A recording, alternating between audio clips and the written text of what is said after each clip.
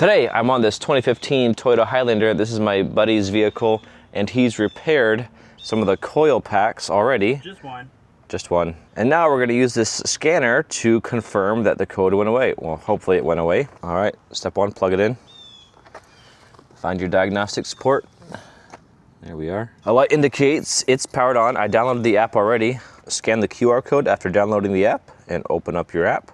Okay, we're scanning for the OBD. It's connected via Bluetooth. All right, looks like we can scan the OBD now, read any codes from the engine. All right, we're navigating this menu. Okay, there's a lot of options here. You can read live data. I wanna read the fault code. My buddy just replaced the coil pack on cylinder 3, and it's saying now cylinder 3 misfire detected. We've not yet started up the engine. So this is expected. This was the problem that was occurring earlier, and this OBD did detect the issue. Great. All right, you can even generate a little PDF report of the issue. There are 1 issues for vehicle body system.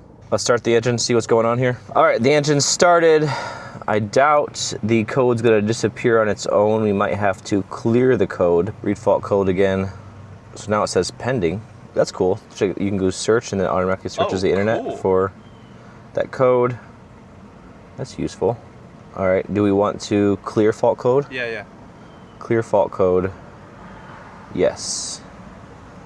All right, that was quick. And now let's read fault code again.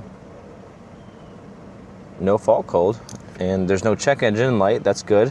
While we're at it, let's just read some live data and see what's going on here. Oh my goodness.